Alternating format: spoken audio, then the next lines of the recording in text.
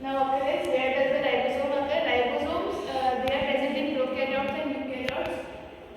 In ribosome, they occur freely in cytoplasm, but in eukaryotes, they occur in the outer surface of endoplasmic reticulum and as free ribosomes in the cytoplasm.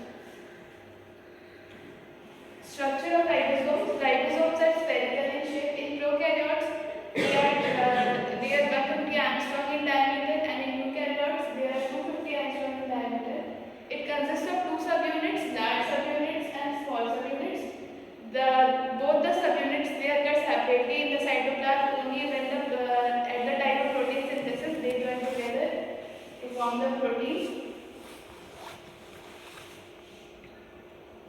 Now the 70th ribosome, it is present in prokaryote. The 70th ribosome, again it consists of large subunit and small subunit. Large subunit consists of 5S RNA, 23S RNA and some proteins. Then the small subunit, it consists of 16S RNA and some proteins. The weight of 70th ribosome is 3 to 10 to the power 6 Daltons.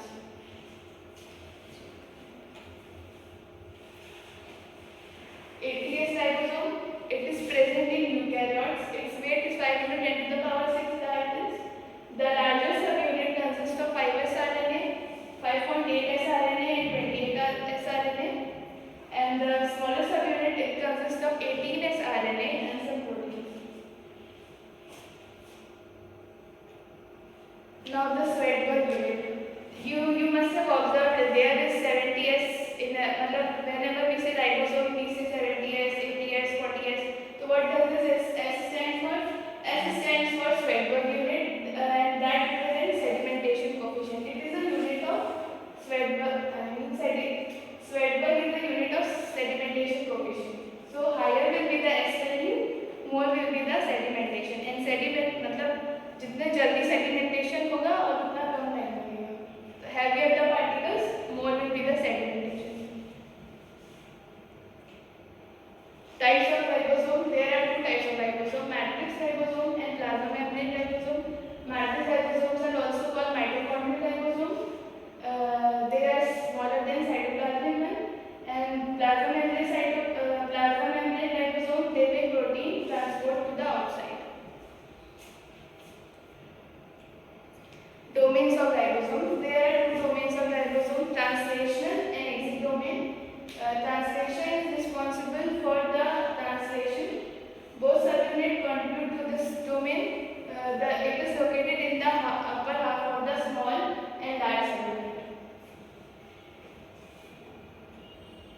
Sites of ribosome. There are three sites of ribosome: A site, P site and B site. The B site is also called peptidal site, which holds the tRNA with the nascent peptide chain. And the A site, it accepts the incoming amino acylated tRNA, and the exit site, which holds the deacylated tRNA.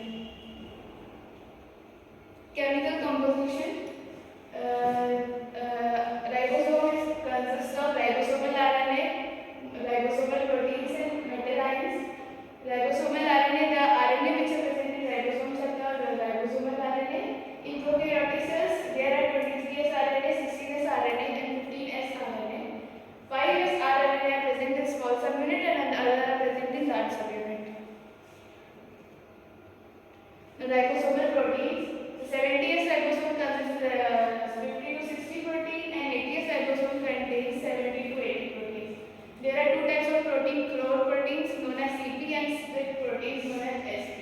Metal ions. Ribosomes consist of four metals and magnesium, calcium, manganese and iron.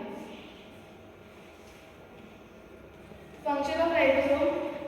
The main function of ribosomes is protein synthesis. Protein synthesis is divided into three stages: initiation, elongation and termination. In initiation, ribosomal subunits binds to the mRNA. In elongation, the ribosome moves along the mRNA molecule making amino acids and forming a polypeptide chain. Then termination, when the ribosome reaches a stop codon, the protein synthesis terminates and it releases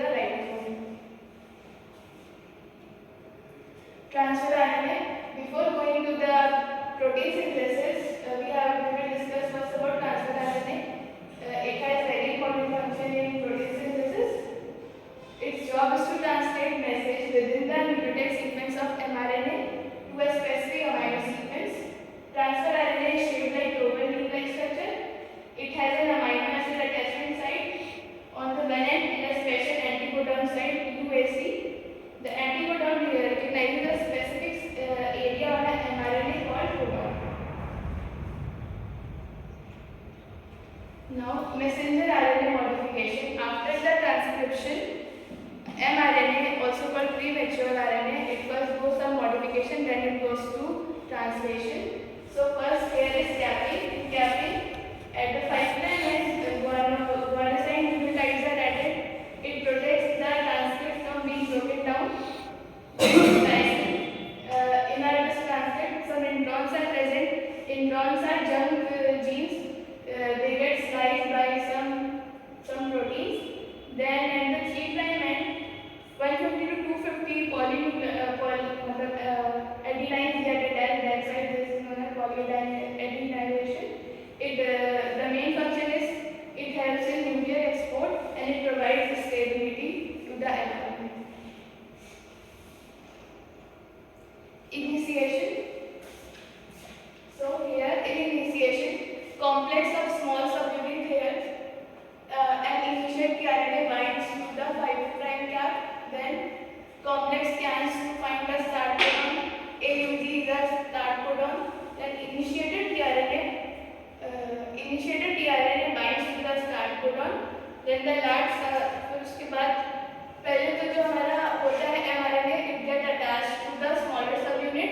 Then at the last large ribosomal subunit joins to form initiation complex.